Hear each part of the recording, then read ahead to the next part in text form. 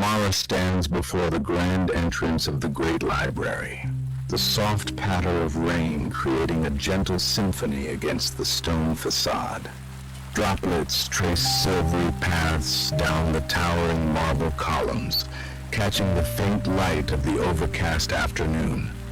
The air is cool and carries the clean scent of wet stone and the distant, briny smell of the sea. A low, gentle rumble of thunder echoes from far away, a soft and soothing bass note in the quiet music of the rain. The sound is distant enough to be comforting, a reminder of the shelter that awaits. She places her hand on one of the immense wooden doors. The wood is dark, almost black with age and moisture, and cool to the touch. Intricate carvings of spiraling vines and celestial maps cover its surface, worn smooth by countless hands over countless years. She leans her weight into the door, and with a deep, resonant creak, it begins to swing inward. The sound is not jarring, but a slow, sonorous groan of ancient timber, a sound that seems to belong to the quiet dignity of the place. As the gap widens, the air from within spills out to meet her. It is calm and still, carrying a faint aroma of aged parchment, cedar, and beeswax. Mara steps across the threshold, leaving the rain-swept world behind. The heavy door swings shut behind her with a soft, final thud, muffling the sound of the storm to a gentle, rhythmic drumming. Here, inside the expansive entrance hall, the world is hushed. Her footsteps, which were silent on the wet stone outside, now echo softly on the polished floor, the sound absorbed by the immense space. Towering shelves, carved from the same dark wood as the doors, stretch up into the shadows, far higher than the eye can easily see. They are filled, not with books, but with scrolls, thousands upon thousands of them, stacked neatly in wooden cubbyholes. She begins to walk slowly, her path illuminated by the soft golden light filtering through high arched windows. The glass is old and imperfect, rippling the gray light from outside and warming it into a honeyed glow. This warm light falls in long, gentle shafts, illuminating the fine dust that drifts in the still air, each mote a tiny spark in the tranquil atmosphere. Mara trails her fingers along the edge of a low shelf. She can feel the smooth, cool wood beneath her fingertips, and then the dry, delicate texture of papyrus. The scrolls are bundled and tied with thin leather cords, their edges brittle with age.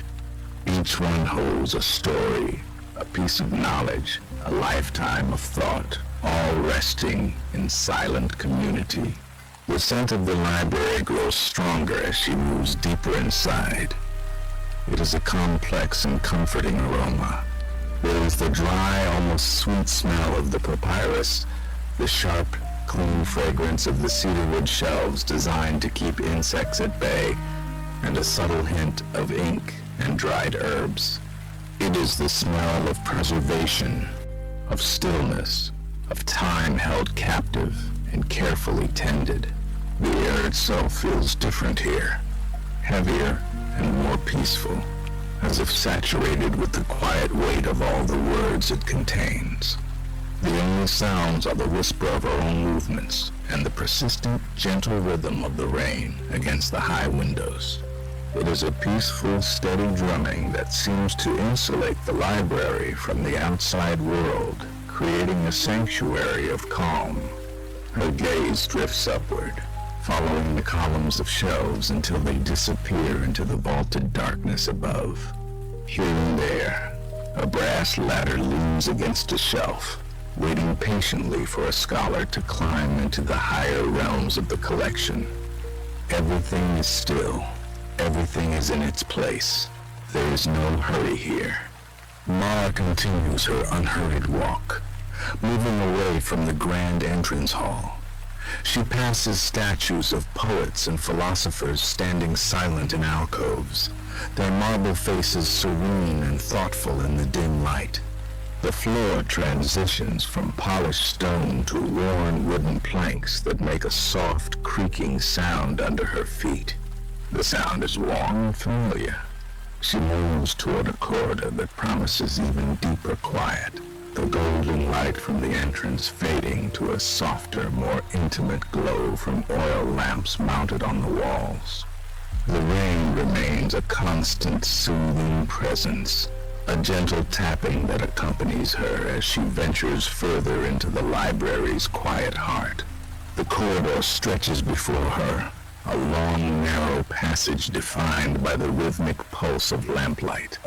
The flames in the small clay lamps are steady, each one casting a soft, circular glow on the wooden shelves and the stone floor. Between each pool of light, the shadows are deep and soft, blurring the edges of the world.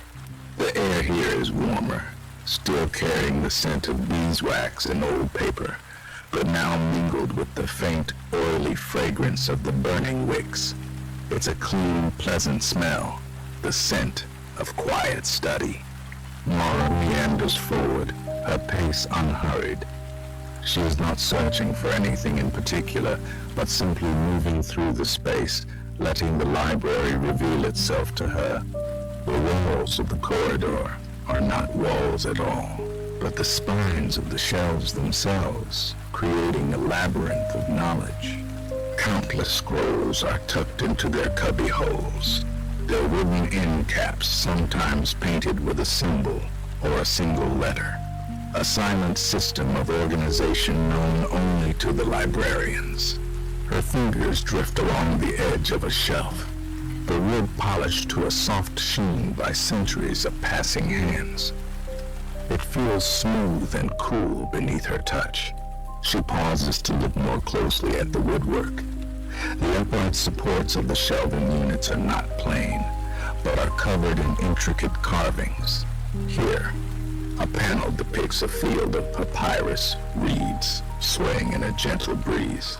Further down, a carving shows the phases of the moon, each crescent and full orb rendered with delicate precision.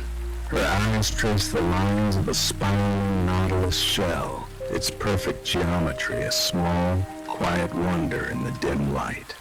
These are stories told in wood, tales of the natural world and the cosmos, framing the human stories held within the scrolls.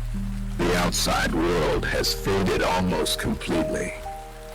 The steady drumming of the rain is softer here, more of a distant, muted murmur than a distinct sound. It is a sound felt more than heard, a gentle vibration that seems to travel through the stone foundations of the building. It reinforces the deep, profound quiet that fills these halls, a silence that is not empty, but full of peaceful presence.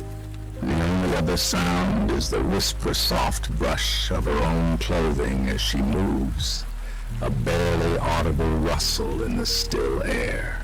Rounding a gentle curve in the corridor, Mara comes upon a small alcove where a marble bust rests on a simple stone pedestal. The lamplight is kind to it, catching the smooth contours of a serene face.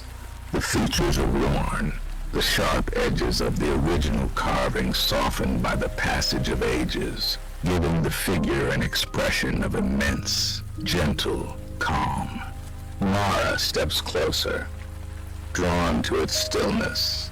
She raises her hand and lets her fingertips ghost over the cool, smooth surface of the stone, tracing the delicate line of a brow, the gentle curve of a closed eyelid. The marble feels solid and permanent, a silent witness to all the scholars who have walked these halls before. She continues on, the quiet rhythm of her steps marking the time. The corridor eventually opens into a slightly wider space, a small junction where several passages meet. In the center of this space stands a large round table made of dark, heavy wood. Its surface is not empty, but is covered with a collection of maps, spread out as if a geographer had just stepped away. The parchment is the color of old ivory, and the edges of the maps curl slightly in the gentle air. A few polished stones are used as weights, holding the corners down. Mara leans over the table, her hands resting lightly on its edge.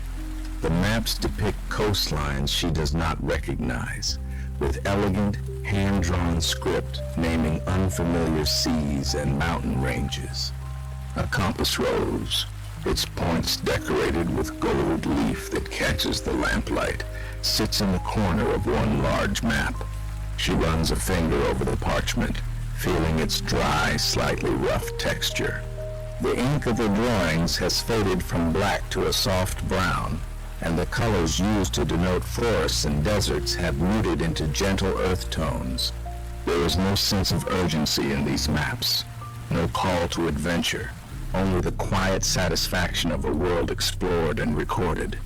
The steady, muffled cadence of the rain outside feels like a gentle heartbeat for the library, a rhythm that contains no hurry, no demands.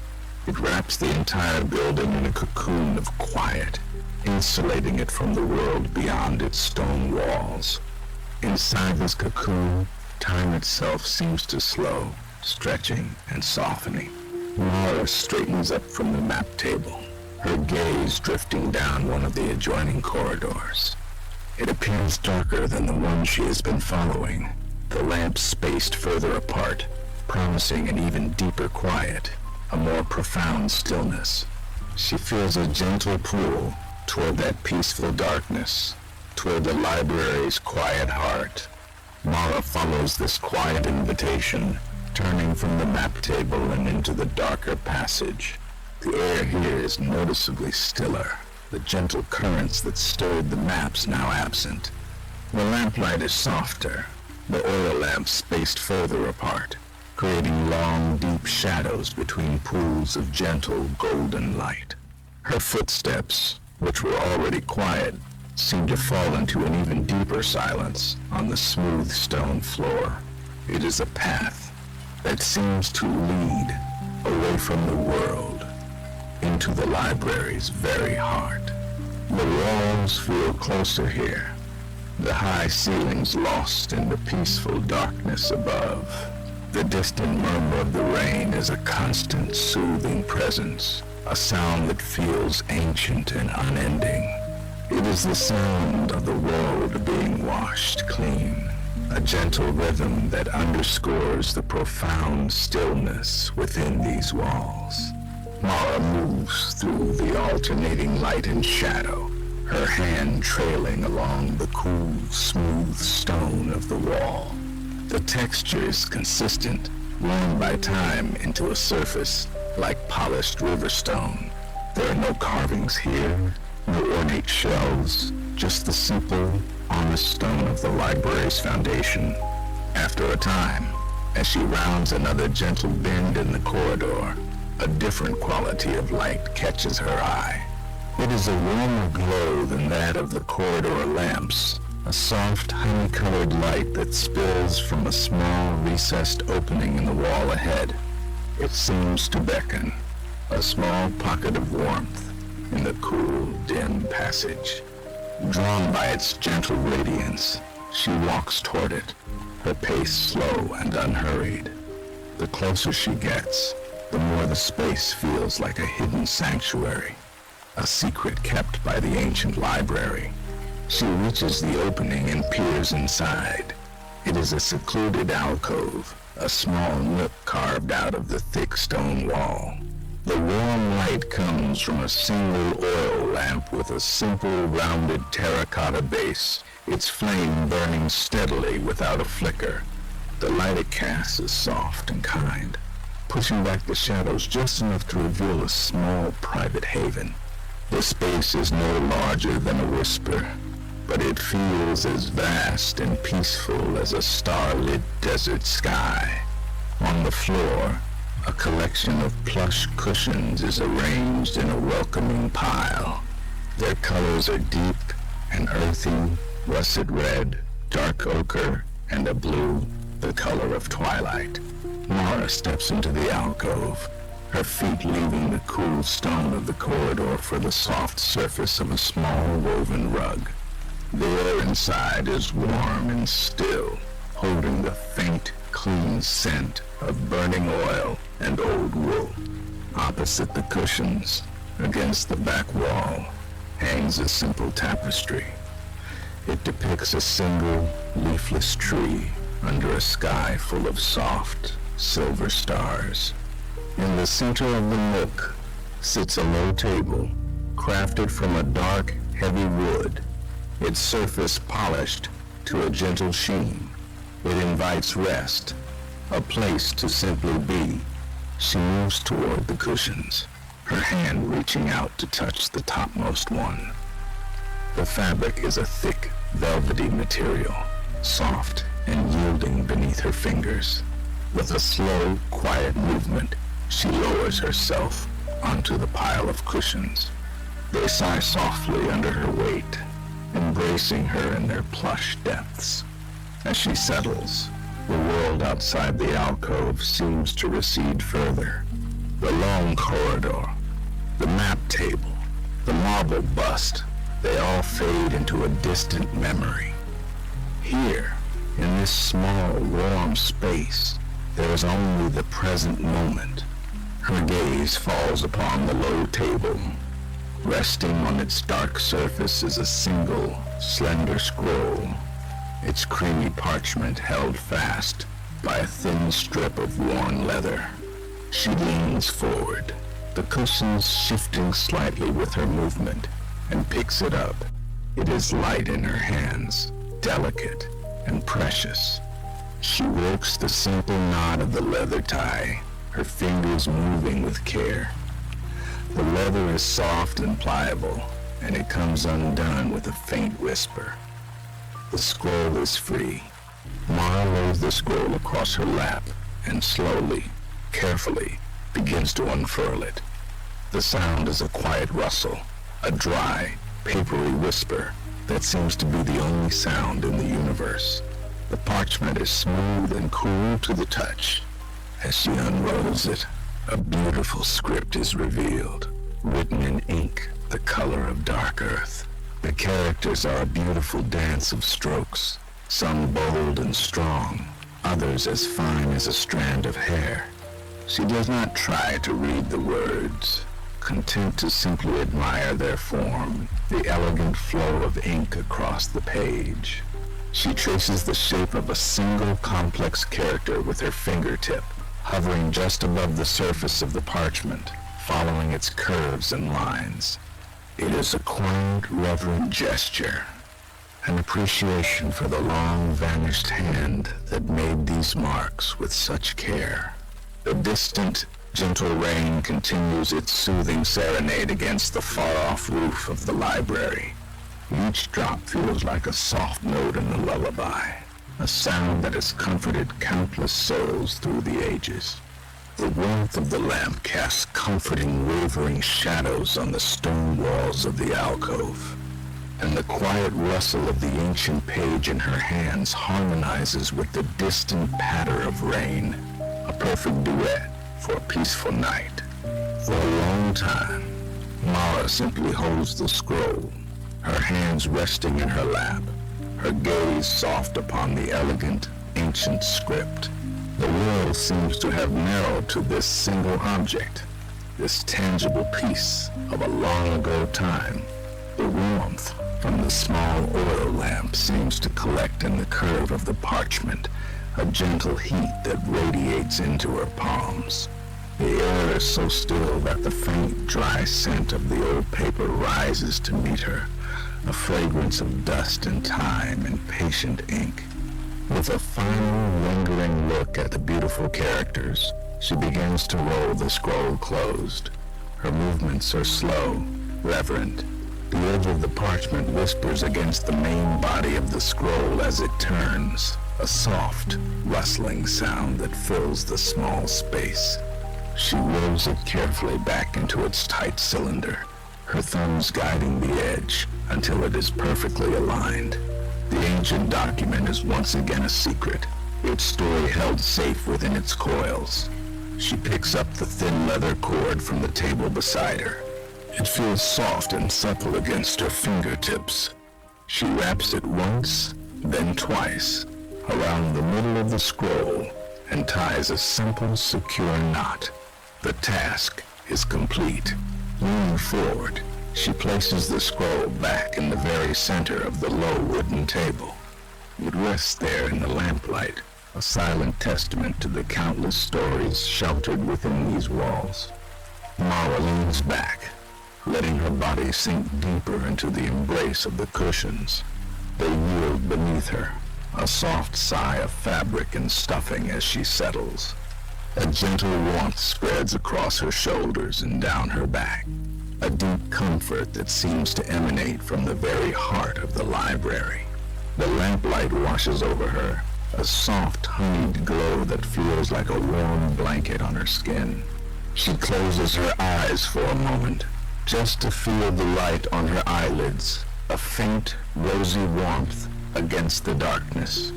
The air in the alcove is heavy and still, thick with the peace of ages. The scent of the lamp oil is clean and subtle, a grounding aroma that mingles with the faint, earthy smell of the wool tapestry and the ancient stone. It is the scent of sanctuary, of a place set apart from the world, where time moves at a different pace. She shifts slightly, finding a perfect hollow amongst the cushions, her head resting back against the pile. The world outside the alcove feels 1,000 miles away, a distant memory that has no bearing on this moment of profound stillness. The sound of the rain has changed. The steady, rhythmic drumming on the high ceilings has softened, fading into a gentle, intermittent patter. It is no longer a constant chorus, but a series of quiet, individual notes, a soft drop here, a gentle trickle there. It is the sound of a world slowly quieting down, of a storm that has spent its energy and is now whispering its goodnight. There are longer moments of silence now between the sounds, pauses that allow the deep quiet of the library to reassert itself. In these quiet gaps, she can almost hear the stillness, a presence as real and comforting as the warmth of the lamp. The softened rhythm of the rain becomes a gentle lullaby, a cadence that seems to match the slowing beat of her own heart. Each drop is a soft punctuation mark in a long, peaceful story written by the night. The sound speaks of shelter, of being warm and dry while the world outside is washed clean. It is a sound that asks nothing, demands nothing, simply offering its gentle, percussive peace to the quiet air. Her own breathing slows, deepening into a quiet, effortless rhythm. Each breath is a soft tide, rising and falling in harmony with the great, silent respiration of the library itself.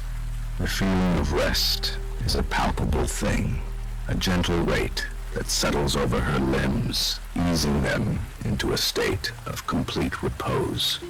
The stories of the library, the countless voices and histories held in the scrolls and manuscripts, seem to hang in the air around her.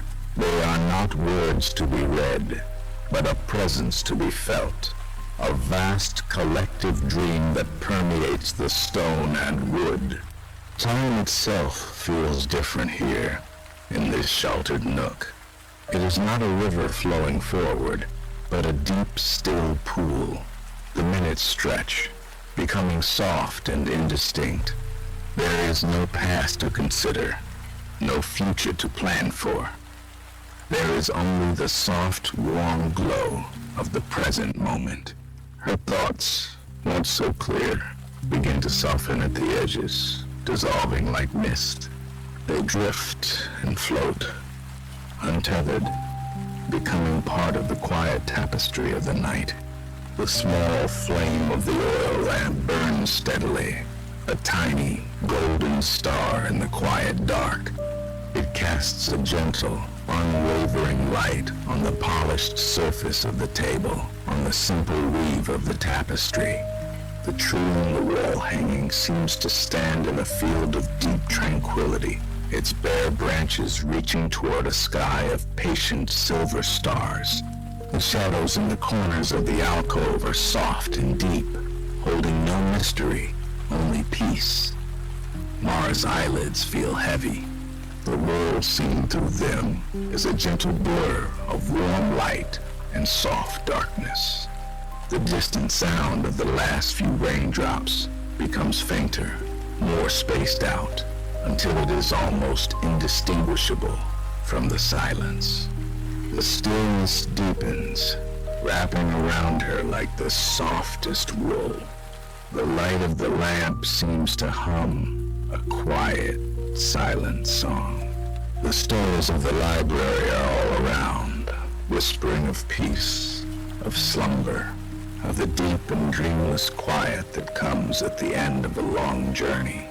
In this sacred space, surrounded by the gentle breath of history, there is only rest.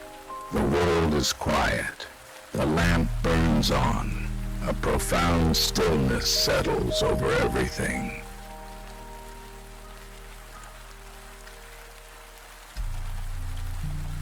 The traveler walks along the well-worn path at the edge of the Nile, where the sun's final light spills across the water. The great river, a ribbon of liquid gold and rose, mirrors the sky above. Each gentle ripple distorts the reflection, creating a fluid painting of deep orange and muted pink, ever-changing and soft. The day's heat has softened, leaving a deep, settled warmth in the earth underfoot. The path is smooth, compacted by countless seasons of footfalls. Fine pale dust rises in small, silent puffs around the traveler's sandals with each step. To one side, the land is dry and quiet. To the other, the great river breathes a cool, damp air that feels soft against the skin. The air itself carries the scent of the riverbank, a clean, earthy smell of wet clay and the green fragrance of growing things.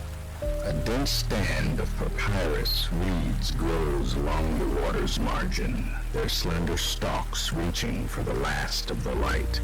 A soft breeze, a mere whisper from the north, moves through them.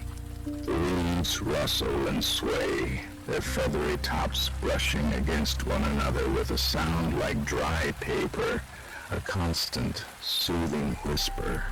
They bend and rise in a slow, hypnotic dance, their movements marking the gentle passage of the evening air. The traveler pauses, listening to this quiet music of the riverbank. The world feels calm, unhurried. In the stillness, other sounds emerge. The gentle lapping of water against the muddy shore, a soft and rhythmic shushing. Far in the distance, a muffled sound of village life begins to settle for the night. Too far away to be distinct, just a low hum on the edge of hearing. At the water's edge, a lone ibis stalks through the shallows. Its long, spindly legs move with a methodical grace, placing one foot and then the other without a splash. Its body is a stark white against the darkening water, and its long, curved beak is the color of polished ebony. The bird dips its head, probing the soft mud with a delicate, tapping motion. It is entirely absorbed in its search, a picture of perfect, peaceful focus. The traveler watches as it creates tiny concentric rings on the water's surface, which expand outward and then vanish. The sun finally slips below the western horizon, leaving behind a sky stained with violet and indigo. The light changes, becoming softer, grayer, The vibrant colors on the river fade into a deep silvery sheen that reflects the first pale stars beginning to appear. The warmth from the path begins to seep away, replaced by the cool blanket of the coming night. A new scent joins the air, carried on that same gentle breeze. It is the distant, pleasant smell of wood smoke from acacia fires being lit for the evening meal, a comforting aroma of hearth and home. Out on the center of the river, a felucca glides silently by, its single large triangular sail as a dark silhouette against the fading light of the sky. It catches the last whisper of the day's wind, moving with an effortless and unhurried grace. No sound comes from the boat, no splash of an oar or call of a voice. It is simply a shape moving through the quiet twilight, a silent traveler on the ancient waterway. The traveler watches it until it becomes a small, dark speck in the distance, eventually merging with the far bank. The path continues to wind along the river, following its gentle curves. The air grows cooler still, and the chorus of the reeds softens as the breeze dies down. The sky is now filled with a tapestry of stars, their light sharp and clear in the dry desert air. Their reflections glitter on the dark, placid surface of the Nile, as if a second sky exists just below the water.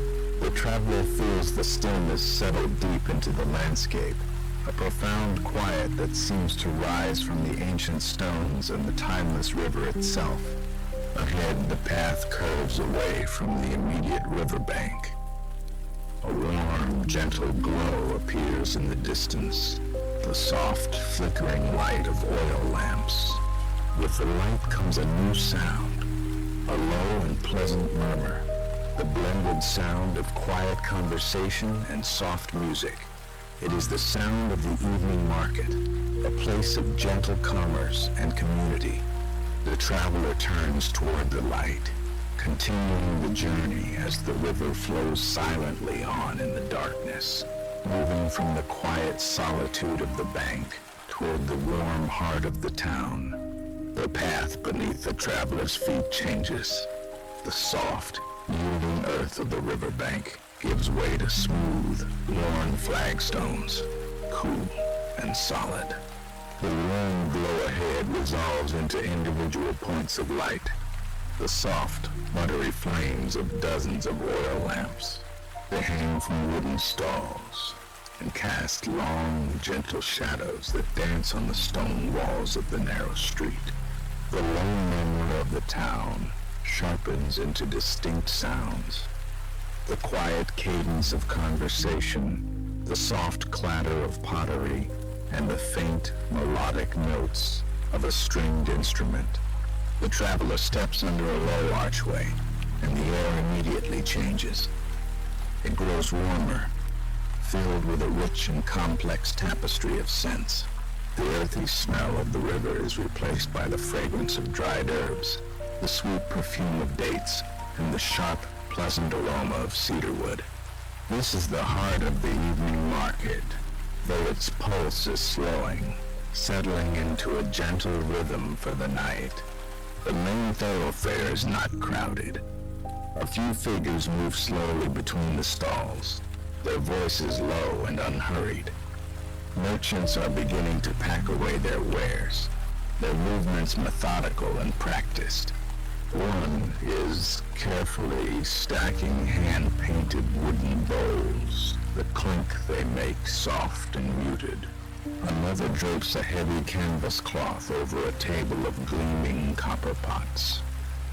The atmosphere is one of peaceful conclusion, of a day's work gently coming to a close. The traveler's path leads past a stall overflowing with vibrant textiles. Bolts of linen and wool are stacked in soft pyramids, their colors deep and rich in the lamplight. There are swaths of fabric the color of the deep desert sky at dusk, a profound indigo. Others are the color of radiant ochre, like dried earth warmed by the afternoon sun. The traveler pauses, drawn to the quiet beauty of the display.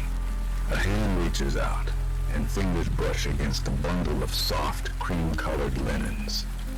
The fabric is cool and smooth to the touch, with a fine, even weave that speaks of careful, patient hands. Each fold seems to hold the faint scent of the flax from which it was spun, a clean and simple fragrance. Moving on, the traveler drifts past stalls where the air is thick with the scent of spices. Small, neat mounds of ground powders are arranged on wooden platters. There is russet-colored cumin, golden turmeric, and pale green coriander, their combined aroma warm and aromatic. Whole cinnamon sticks are tied in bundles with twine, and small dark cardamom pods fill a clay bowl, releasing their sweet, pungent perfume into the night air. Next to the spices, large terracotta jars stand in a row. They are filled with olives, some small and dark, others large and green, glistening in a bath of scented oil and herbs. Nearby, a merchant is carefully arranging a display of fruit. Piles of dark, sticky dates gleam in the lamplight, and woven baskets are filled to the brim with figs, their purple skins looking soft and delicate. Lavender, an older man with a kind and weathered face, notices the traveler's gaze. He doesn't speak, but simply picks up a single, perfect fig from the basket. He holds it out, his palm open, a simple, silent offering. The traveler accepts with a nod of thanks. The fig is still slightly warm from the last of the day's heat, its skin soft and yielding. The taste is sweet and honeyed, a small moment of pure, simple pleasure. The gentle music that has been a soft undercurrent to the market sounds now grows clearer. The traveler sees the source, a musician sitting on a low stool in a small alcove. He holds a wooden lyre, its surface polished smooth from years of use. His eyes are closed, and his head is tilted slightly as he plays.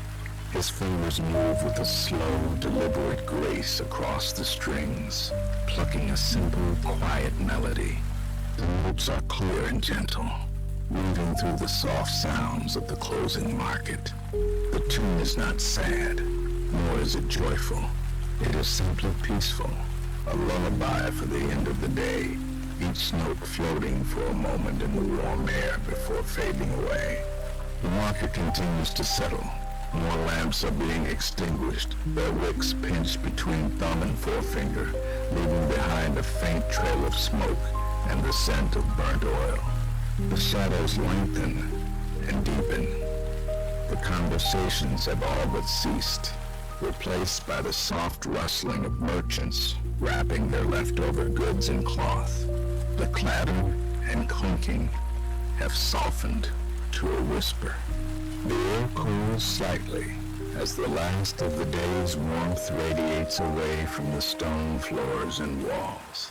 The traveler walks on, moving through the quieted space, a solitary, peaceful observer.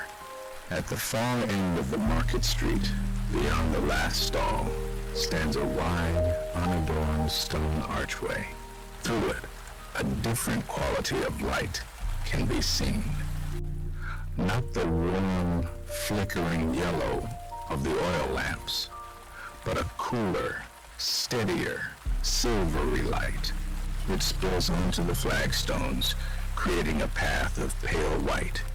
The traveler moves toward this archway, leaving the last of the market's gentle activity behind.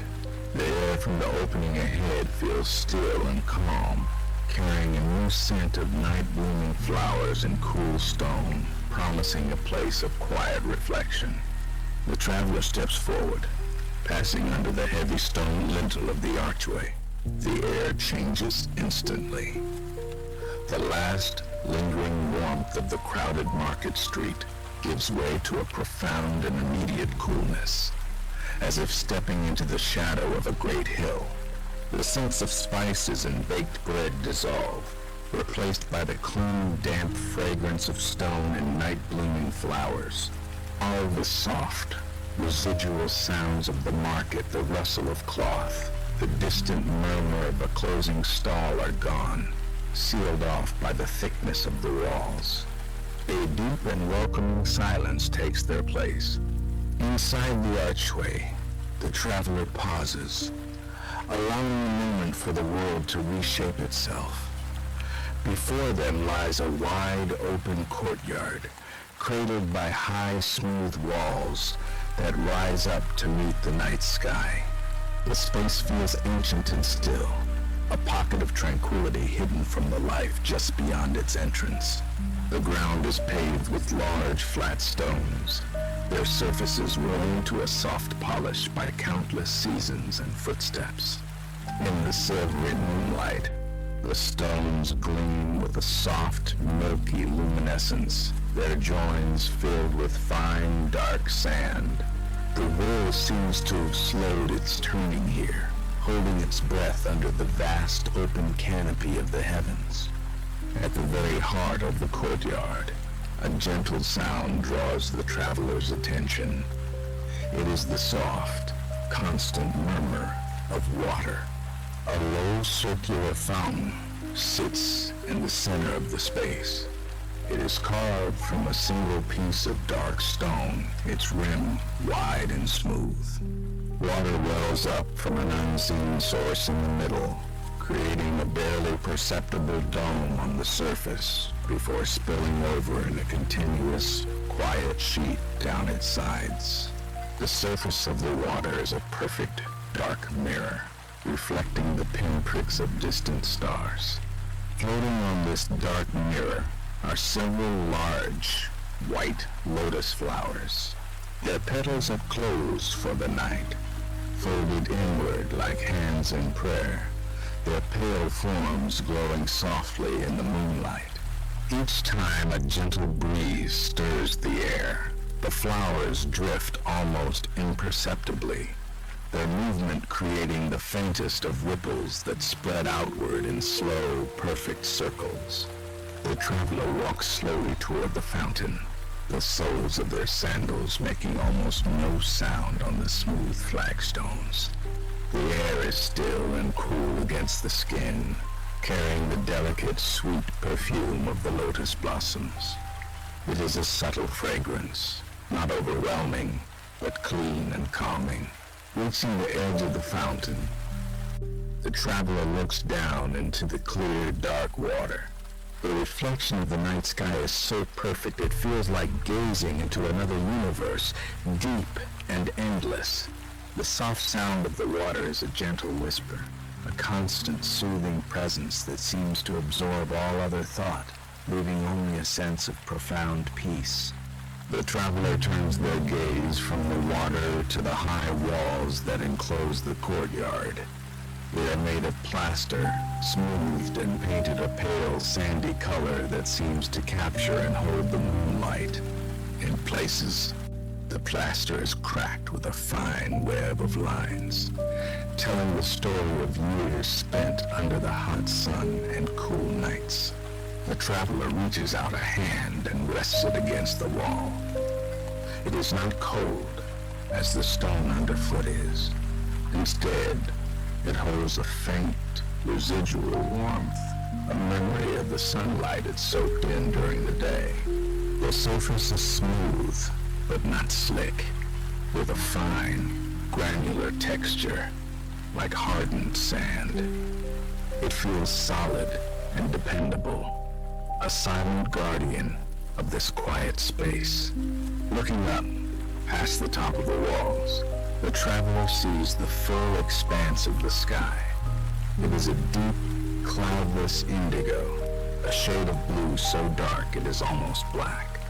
Against this profound darkness, the stars are scattered like a handful of brilliant jewels. They do not simply twinkle. They seem to pulse with a slow, steady light, ancient and serene. Tall, slender palm trees stand like sentinels at the corners of the courtyard, their trunks dark silhouettes against the sky. Their long fronds sway in the high, gentle currents of the night air, creating a soft, dry, rustling sound. It is a sound like distant waves on a sandy shore, a rhythmic shushing that weaves itself into the melody of the fountain's water. A low stone bench rests against one of the walls, nestled between two large terracotta pots from which green vines spill over. The traveler moves toward it and sits. From here, the entire courtyard is visible. The shimmering fountain, the pale, warm walls, the dark silhouettes of the palms against the star-dusted sky.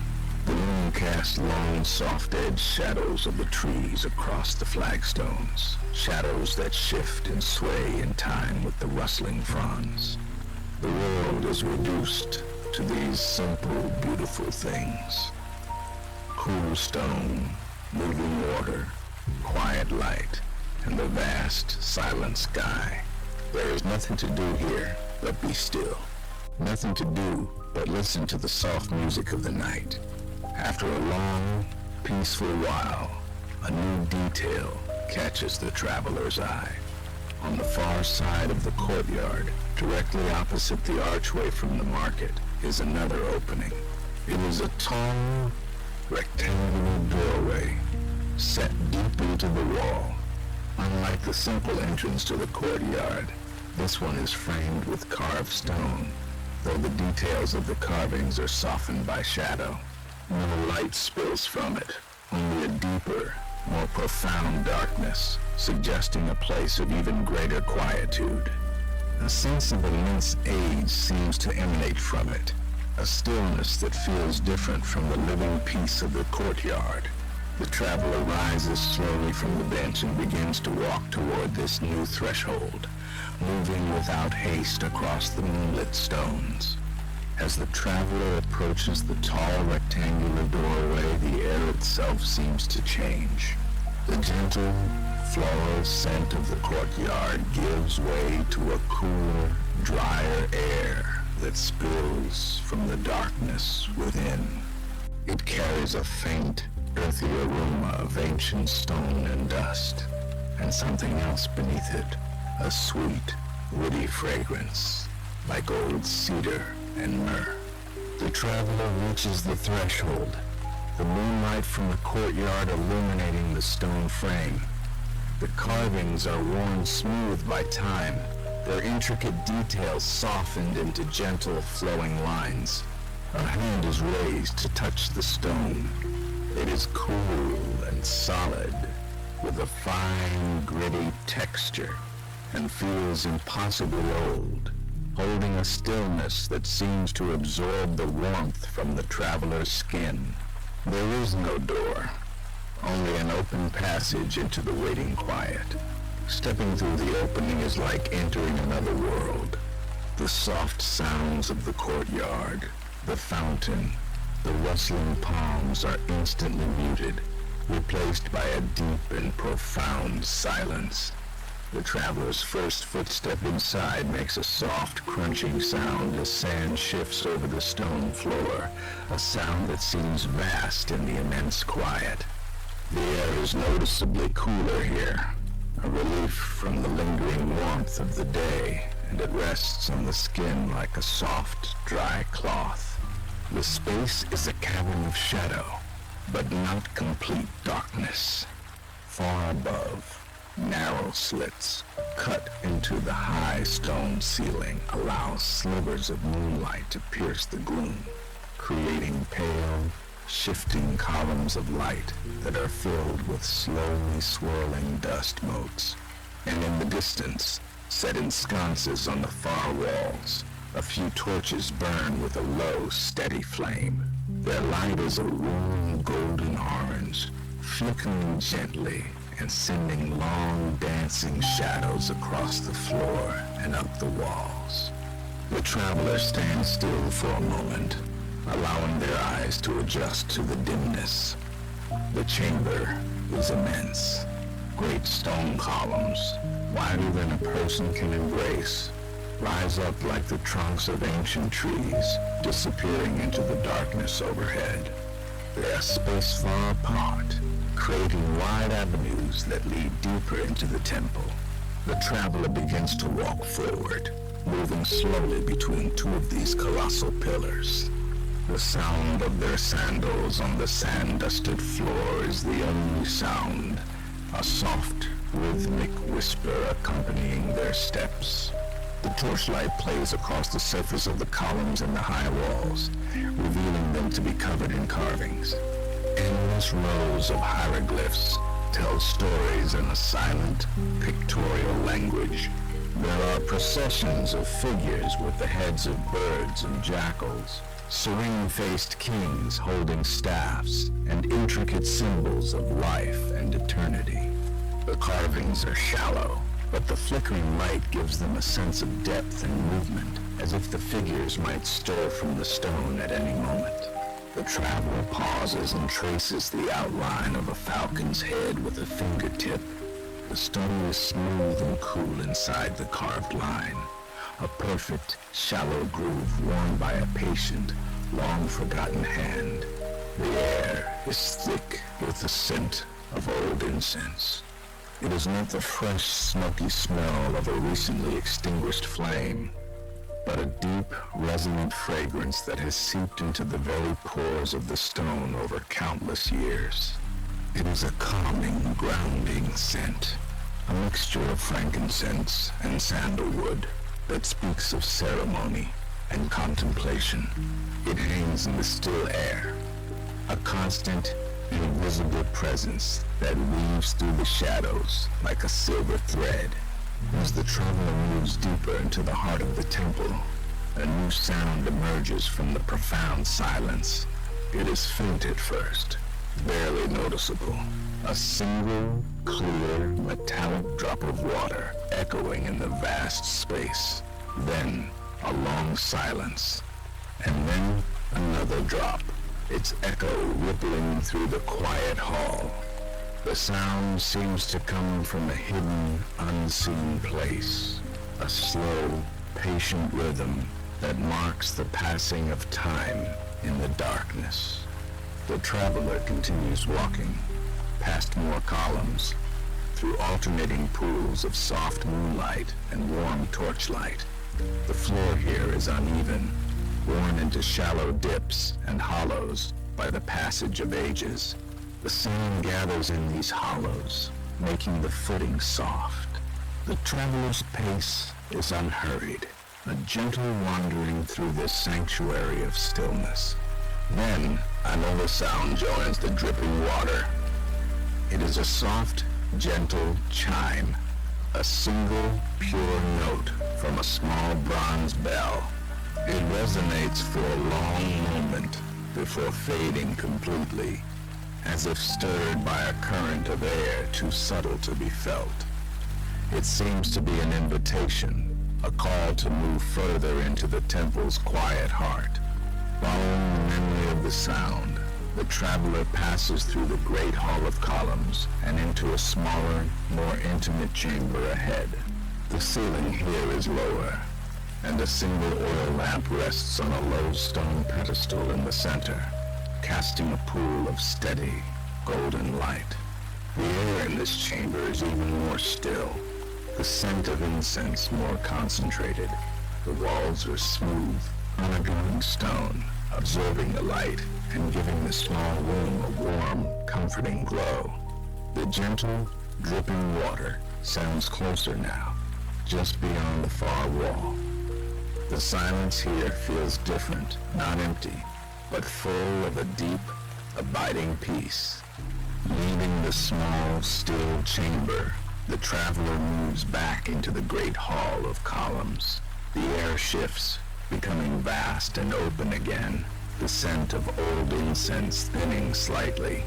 The single oil lamp is left behind, and the world returns to the gentle pattern of moonlight and the low golden glow of distant torches. The traveler's footsteps are soft on the sand-dusted stone, a quiet rhythm in the immense silence. Ahead, the temple entrance appears as a tall rectangle of deep, star-filled indigo framed by the monumental stone of the gateway. It is a stark and beautiful contrast to the warm, enclosed darkness of the temple. A breath of cool, dry air drifts in from the desert, carrying the clean scent of sand and open space. It is a quiet invitation to the world outside. The traveler walks toward the opening, passing the last of the great columns, their carved surfaces now just deep shadows in the receding light. Stepping through the massive portal, the enclosed world of the temple falls away. The sky opens up, an immense, dark dome of breathtaking clarity, scattered with the light of 1,000,000 stars. The scale of the desert night is profound, a silent sweeping vista that stretches to every horizon. The traveler stands for a moment on the stone threshold, feeling the shift in temperature. The air is cooler here, a gentle chill that feels refreshing against the skin after the stillness of the temple. Below the stone steps, the desert begins. The sand is pale and luminous under the starlight, its surface rippled by the day's wind into endless, soft waves. The temple, now behind, is a silent, hulking shadow against the star-dusted sky. Descending the shallow, worn steps, the traveler's sandals meet the soft give of the sand. The sound of each footstep changes, becoming a soft, whispering crunch. The traveler begins to walk, moving away from the temple's dark form and into the open expanse. The world is reduced to simple, elemental things. The sand underfoot, the air on the skin, the vast and silent sky above. A gentle breeze stirs, flowing over the curves of the dunes like a slow, invisible river. It lifts the finest grains of sand, creating a bury their shimmer in the air, a silver mist that dances for a moment before settling again. The breeze is cool and carries no scent but the dry, mineral essence of the earth itself. It whispers past the traveler's ears, the only sound in the deep quiet of the night. The traveler walks without a destination, simply moving across the luminous landscape. The sand is not cold. Beneath the cool surface layer, a gentle, residual warmth from the day's sun remains, held in the countless grains. With every step, this faint warmth can be felt through the soles of the sandals. The dunes rise and fall in gentle, sweeping curves, their crests outlined sharply against the field of stars. The world here feels ancient and peaceful, wrapped in the intimate embrace of the night. After a time, the traveler finds a large, gracefully curved dune. On its leeward side, sheltered from the faint breeze, is a deep, soft hollow. It looks like a natural resting place, a gentle scoop in the sand. The traveler moves into this hollow, the sand rising up on three sides like soft walls. The whisper of the wind fades, and the quiet becomes even more profound. The sand here is even softer, undisturbed and deep. The traveler settles into the curve of the dune. The sand yields and shifts, conforming perfectly, offering a soft, warm support. Leaning back against the gentle slope, the traveler's view is filled entirely with the night sky. No horizon is visible, only the endless, deep canvas of space. The constellations spin their ancient tails in the deep, dark blue. The river of the Milky Way is a soft, glowing cloud, a path of faint light arcing from one side of the sky to the other. The air in the hollow is completely still. The warmth of the sand seeps slowly, a comforting, grounding presence. The stars do not flicker in this clear, dry air. They are steady points of silver and diamond, some bright and bold, others so faint they are only visible with a sideways glance. The celestial sphere moves with an imperceptible slowness, a grand and silent turning that has marked time since its beginning. Here, cradled in the dune's gentle arc, time seems to pause. The world is vast, yet the small hollow feels safe and secluded. A single star, brighter than the rest, traces a slow, silent path across the darkness. The cool, dry scent of the desert night is the only fragrance. The silence is complete. The universe unfolds above in silent reverence. The sand is warm. The air is still. A deep quiet settles over everything.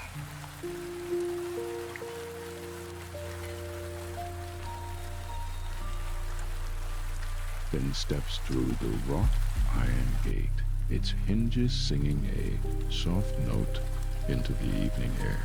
The enchanted garden spreads before her like a living tapestry, each pathway curving away into pools of shadow and light.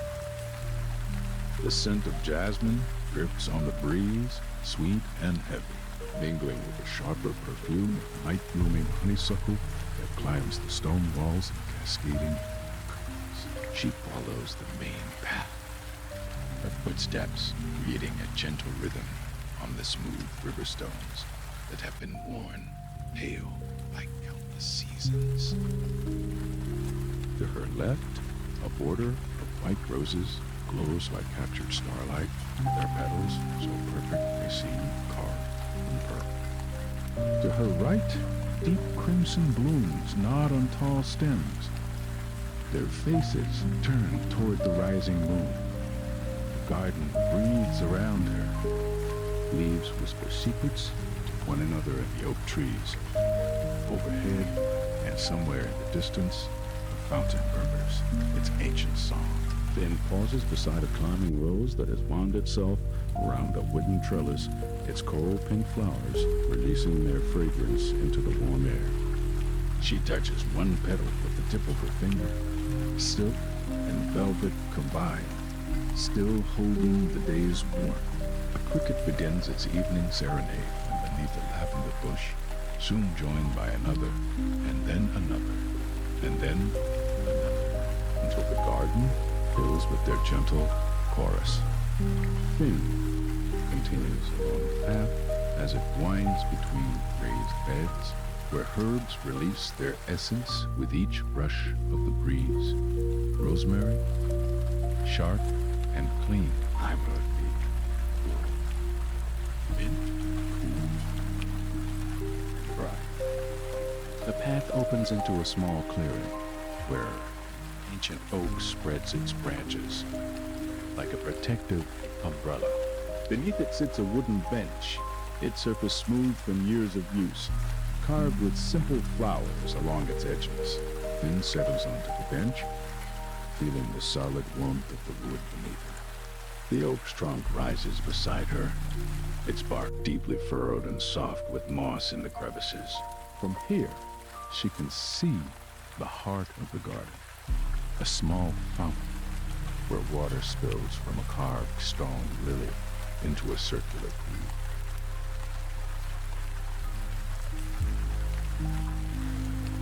The water catches the moonlight and throws it back in dancing fragments, creating patterns of light that shift and flow across the surrounding flower beds. The sound is like gentle rain on leaves, constant and soothing.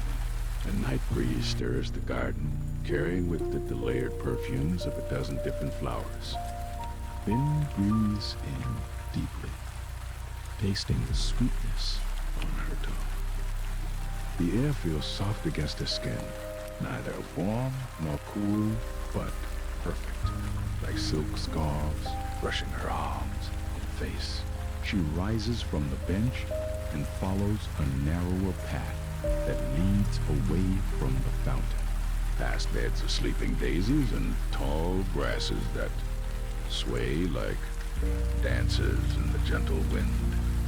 Here, the moonlight filters through the leaves above, creating a shifting pattern of silver and shadow on the ground at her feet. The first fireflies begin to appear as full darkness settles over the garden. One blinks near her shoulder, a tiny green star that appears and vanishes like a shy smile. Then another glows near the fountain, and another glows near the fountain, and another among the rose bushes, until the garden begins to sparkle with their gentle lights. Then stops beside a patch of night-blooming cereus, their large white flowers just beginning to unfurl their petals to the moon. She watches one bloom slowly opening, its movement so gradual she can barely perceive it, yet undeniable, life unfolding in its own perfect time.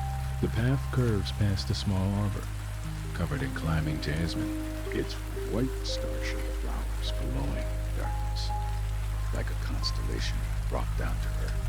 Then passes beneath it, the flowers brushing the top of her head with their soft petals, releasing another wave of that intoxicating fragrance. Beyond the arbor, the garden opens into another small space where herbs grow in neat rows, chamomile with its tiny daisy faces, lemon balm spreading in fragrant mats, and tall fennel swaying on delicate stems. Each plant seems to glow with its own inner light in the moonbeams, creating a silver-green tapestry that shifts gently in the night breeze. A barn owl calls from somewhere beyond the garden walls, its voice hollow and musical. The sound echoes once and fades, leaving only the whisper of leaves and the distant song of the fountain. Finn finds herself at the edge of the herb garden, where another path leads away into deeper shadows, promising new discoveries in the gentle darkness ahead. The fireflies dance more freely now, their lights creating trails of gold and green that linger in her vision like memories of light. She follows the shadowed path deeper into the garden's heart, where ancient lavender bushes line both sides, their purple spikes heavy with evening dew. The stems brush against her legs as she walks, releasing clouds of their drowsy perfume into the still air.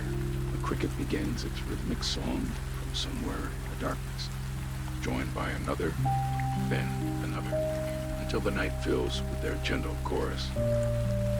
Finn pauses beside a withered sundial, its bronze face dark now, but still beautiful, surrounded by sleeping poppies that blush crimson with tomorrow's dawn.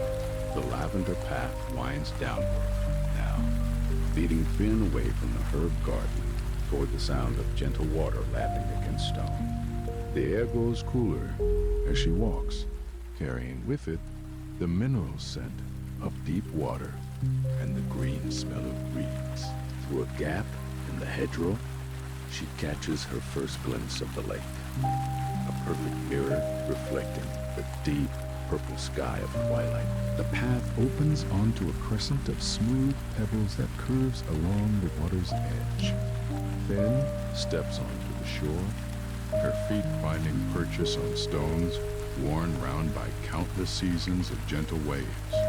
The pebbles shift softly beneath her weight, making a quiet sound like whispered secrets. She pauses at the water's edge, watching as tiny wavelets catch the last light of evening and throw it back in silver ripples. The lake stretches before her, wider than she had imagined from the garden above. Its surface is so still that the reflected sky seems deeper than the real one, creating a world within a world where clouds drift in liquid space. A single star appears in both skies simultaneously, twinkling once in the heavens and once in the dark water below. To her left, a withered wooden dock extends into the lake, its planks silvered with age and softened by years of rain and sun.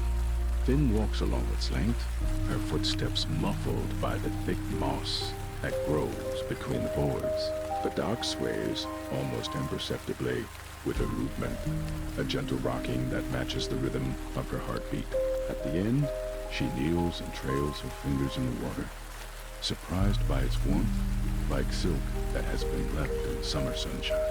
A pair of swans emerge from the reeds on the far shore, their necks curved in perfect S-shapes as they glide across the darkening water.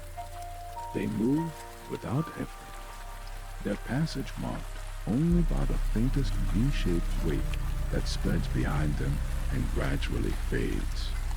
Their reflections follow beneath them like shadows made of liquid light, stretching and contracting with each small ripple. Finn rises and continues along the shoreline, where cattails grow in thick clusters, their brown velvet heads nodding in the evening breeze. She brushes her hand against one as she passes, and it releases a small cloud of downy seas that drift across the water like tiny dancers. The reeds whisper together in voices too soft to understand, their conversation punctuated by the gentle plash of water against the muddy bank. A great blue heron stands motionless in the shallows. So still, it might be carved from stone until it turns its head with deliberate grace to watch her pass. Its yellow eyes hold an ancient patience, and Finn finds herself moving more quietly, not wanting to disturb this creature's evening meditation. The heron's reflection wavers slightly in the water, doubling its elegant form. The shore curves around a small inlet where lily pads float like green plates set for a fairy banquet. Few late water lilies still bloom among them, their white petals glowing in the gathering dusk. Finn crouches beside them, breathing in their subtle fragrance cleaner than the garden roses, with a coolness that speaks of deep water and hidden roots. A small frog plops into the water nearby, sending concentric circles spreading across the surface. Beyond the lily inlet, she discovers a grove of weeping willows whose branches trail in the water like the hair of sleeping nymphs. Finn parts the curtain of leaves and steps into the green sanctuary they create. Here, the light is filtered and soft, and the sound of the lake becomes muffled and dreamlike. The willow branches sway around her, their leaves making a sound like gentle rain even though the evening air is still. She finds a smooth stone half buried in the sandy shore and works it free with her fingers.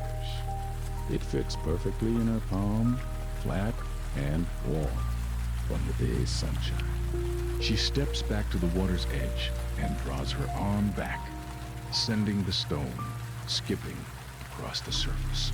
It touches down once, twice, 3 times before disappearing with a soft pop, leaving only expanding rings to mark its passage. A nightingale begins to sing from somewhere in the willows, its voice liquid and pure in the growing darkness. The song rises and falls like water over stones, each note perfect and unhurried. Other birds join in across the lake. The soft hoot of an owl, the distant call of a loon, the rustle of settling waterfowl in the reeds.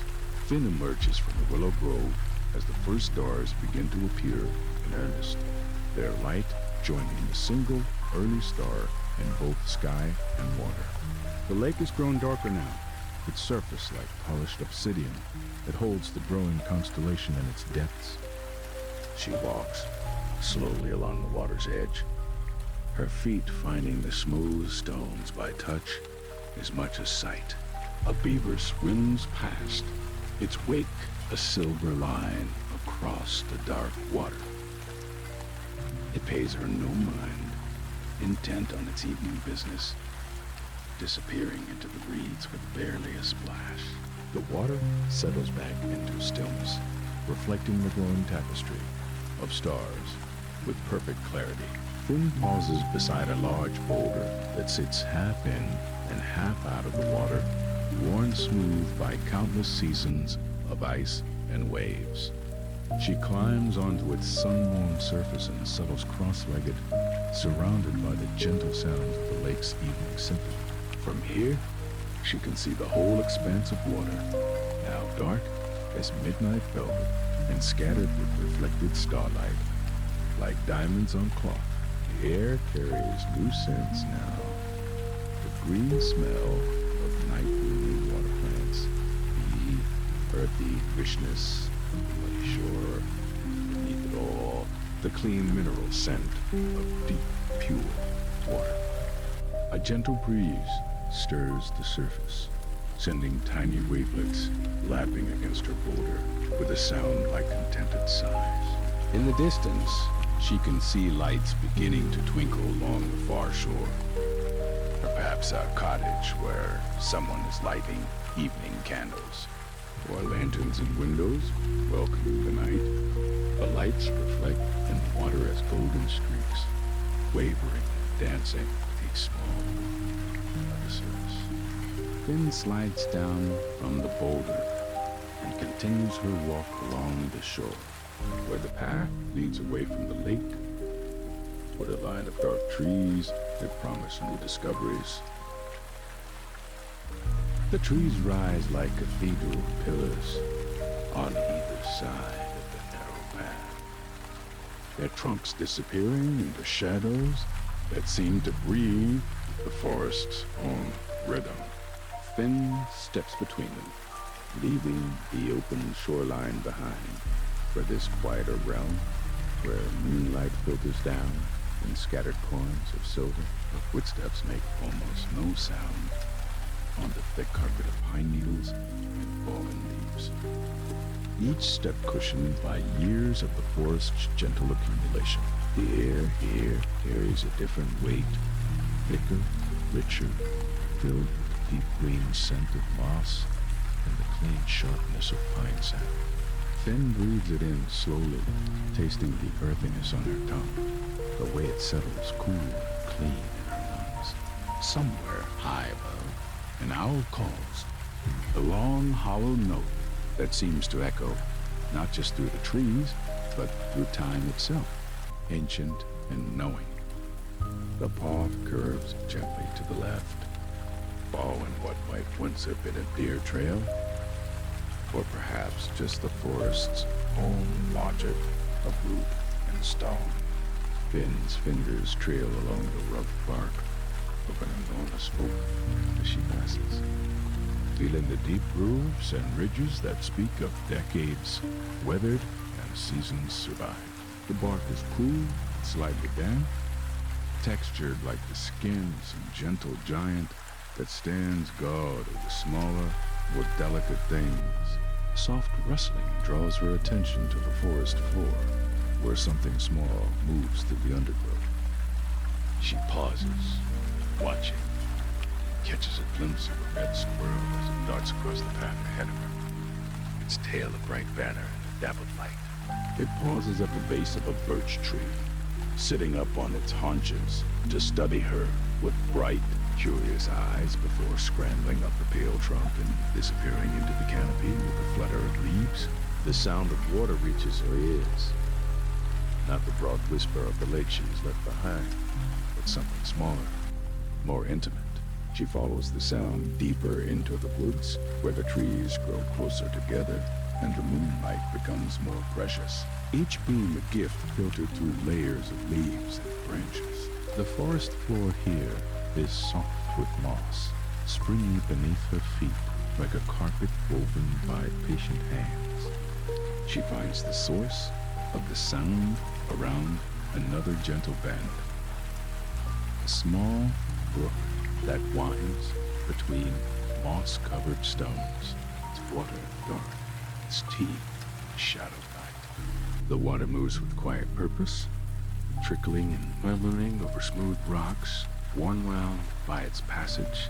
Finn kneels beside it, cupping her hands to catch some of the cool water. It tastes of minerals and mountain snow, clean and sharp against her lips. Along the banks of the brook, she notices small mushrooms growing in clusters at the bases of the trees. They glow with their own pale light, not bright enough to read by, but soft and steady like tiny lanterns left by forest spirits.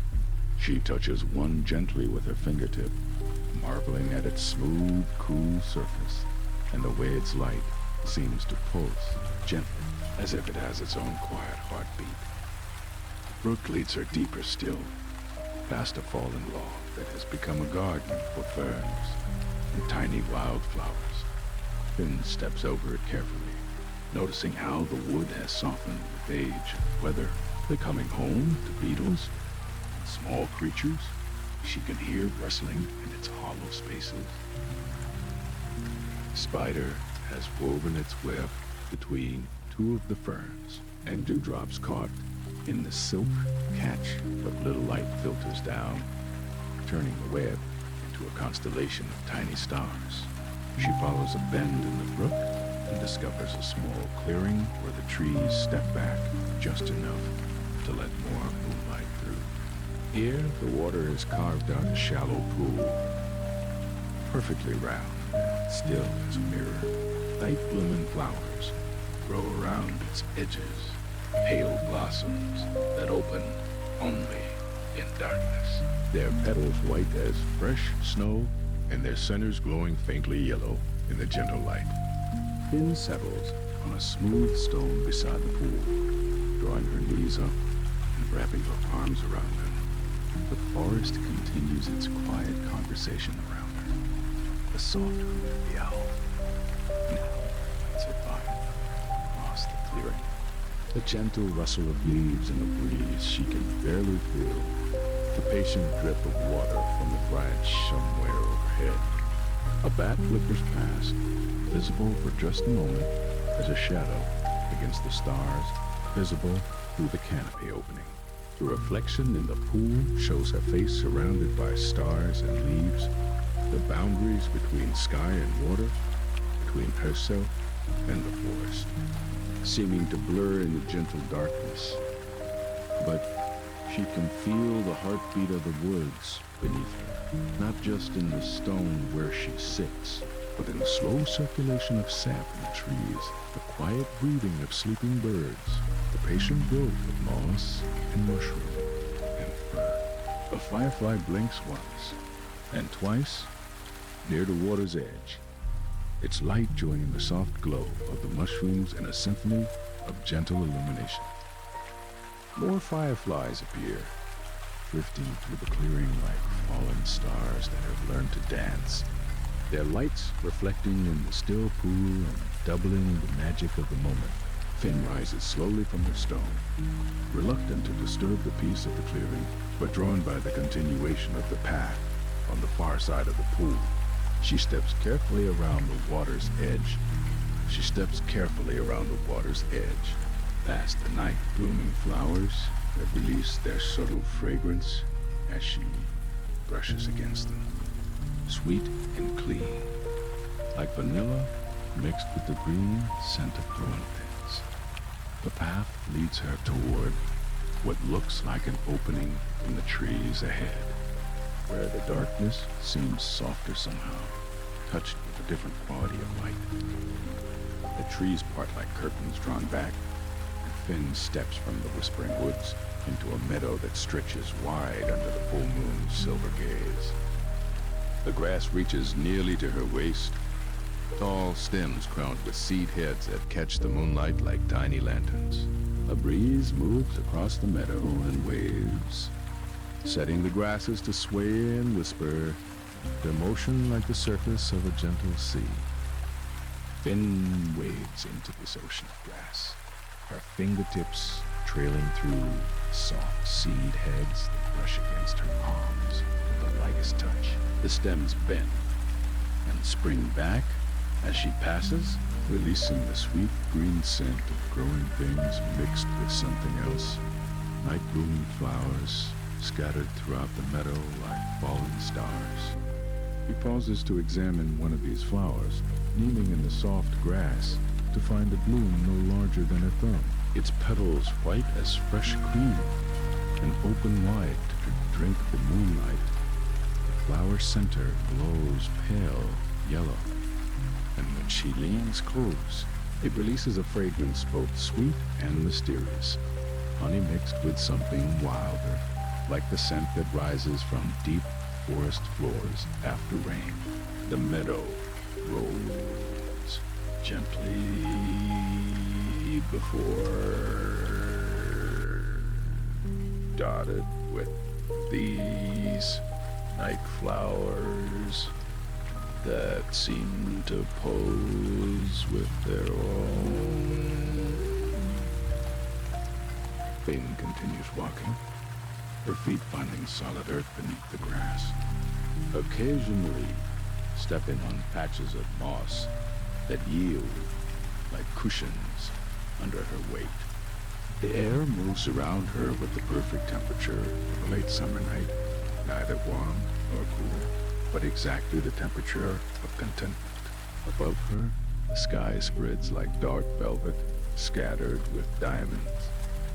The moon hangs full and round, so bright that it casts her shadow clearly on the grass behind her, and she can see the individual seed heads swaying in the breeze. Stars fill every corner of the heavens, more stars than she has ever seen, arranged in patterns that seem both ancient and familiar, as if she once knew their names. A cricket begins its quiet song somewhere in the grass nearby, joined by another, then another, then another, until the meadow fills with their gentle chorus. The sound rises and falls like breathing, a lullaby woven from the voices of tiny musicians hidden in the green depths below. Finn discovers that the meadow is not empty of trees entirely. A few ancient oaks stand scattered across its expanse like wise guardians, their broad canopies creating pools of deeper shadow on the silver grass. She approaches one of these trees, running her hand along its deeply green bark, feeling the solid strength that has weathered countless seasons. Small night creatures rustle in its branches overhead, not with alarm, but with the quiet movements of settling in for sleep.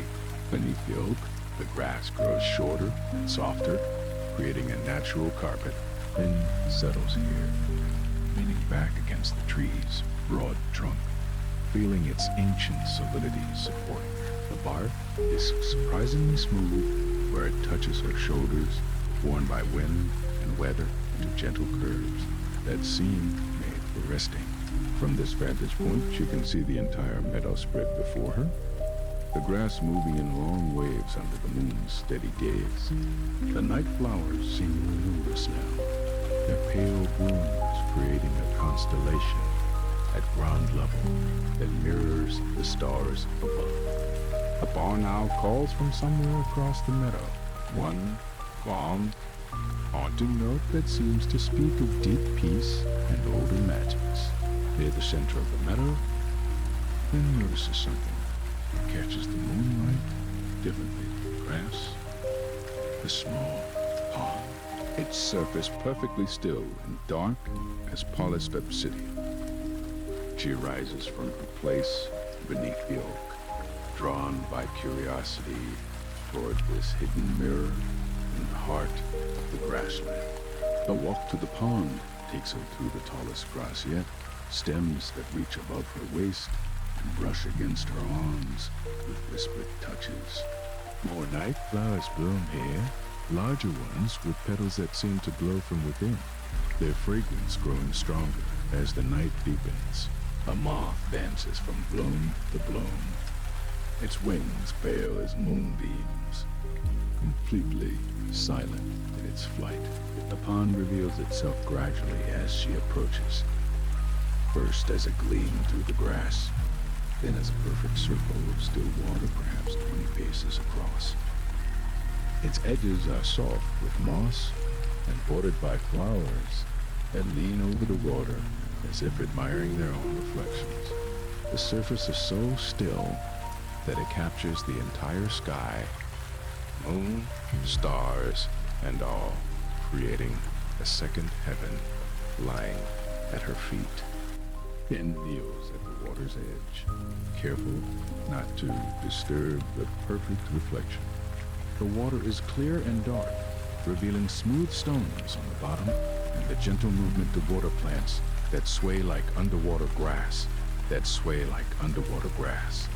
A small fish rises to the surface, creating one perfect ring that spreads outward, briefly fracturing the reflected stars before the water settles again into stillness. She settles on a patch of moss beside the pond, drawing her knees up and wrapping her arms around them. The meadow continues its quiet symphony around her. The cricket chorus, the whisper of grass in the breeze, the distant call of the owl, and underneath it all, the deeper silence that seems to rise from the earth itself. A shooting star traces a brief silver line across the sky, its reflection appearing simultaneously in the pond's dark mirror. Finn watches until it fades, then continues gazing into the water, where the stars seem close enough to touch, as if she could reach down and gather them like flowers. The night air carries new scents as a gentle breeze moves across the meadow. The green sweetness of grass, the honey fragrance of the night flowers, and something else, something that speaks of vast open spaces and freedom. The meadow gradually slopes upward at its far edge, where the grass gives way to a line of silver birches that stand like sentinels against the star-filled sky. Finn rises from beside the pond, leaving the reflected stars undisturbed, and makes her way toward these pale trees. Their white bark gleams in the moonlight, marked with dark horizontal lines that look like ancient writing in a language she cannot read. Beyond the birches, she discovers what she has been seeking without knowing. A glade so perfectly circular it might have been drawn by a careful hand. Ancient oaks form its boundaries, their massive trunks standing well apart from each other, their canopy high overhead, creating a natural cathedral. Between their branches, stars shine down in brilliant points of light, each one clear and distinct, crisp like. The floor of the glade is carpeted with moss, so thick and soft it yields beneath her feet, like the finest carpet. Then kneels and runs her hands across its surface, feeling the tiny leaves that make up this living floor. The moss is cool and slightly damp, carrying the earthy scent of growth and the deeper mysteries of the forest floor. At the glade's center grows a single oak, older and more massive than all the rest. Its trunk is so wide that Finn could not wrap her arms around even half the circumference. The bark is deeply furrowed, creating patterns of shadow and silver where the starlight catches on its ridges. Patches of soft lichen grow in the deeper grooves, pale green, silver gray, adding quiet beauty to the ancient wood. Then approaches this grandfather tree, slowly drawn by its presence. She places her palm against its bark and feels something that might be a heartbeat, slow and deep, the pulse of centuries. The tree's roots spread out around its base, some rising above the moss to create natural seats and resting places, worn smooth by countless seasons. She settles into one of these root hollows, leaning back against the great trunk. The bark against her shoulders is surprisingly comfortable, its roughness somehow perfectly shaped to support her. Above, the oak's branches spread wide, creating intricate patterns against the star-filled sky. Through gaps in the leaves, she can see the Milky Way stretching across the heavens like a river of light. A gentle breeze moves through the glade, stirring the leaves overhead with the softest whisper. The sound is like pages turning in an enormous book, or waves lapping at a distant shore. With each breath of wind, a few leaves drift down, landing soundlessly on the moss around her feet. They are still green, touched only lightly by the season's change. The air here carries scents layered like music, the deep earth smell of the moss.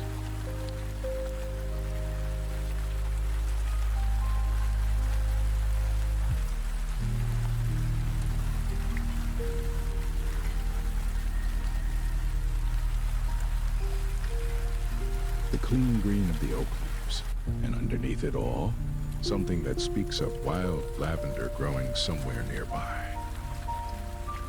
Amy breathes deeply, letting these fragrances settle into her lungs and her memory. Around the edges of the glade, she notices small flowers blooming in the spaces between the great tree's roots. They are tiny things, white as stars themselves, with petals so delicate they seem made of moonlight. Their fragrance is subtle but sweet, adding another note to the glade's quiet symphony of scents. A nightingale begins to sing from somewhere in the canopy above. Its song is liquid and pure, each note falling like drops of silver into the stillness. The bird sings without urgency, as if it has all the time in the world to share its music with the night. Other birds answer from the surrounding trees, and owls gentle hoot, the soft trill of a robin settling for sleep. Ben closes her eyes and lets these sounds wash over her.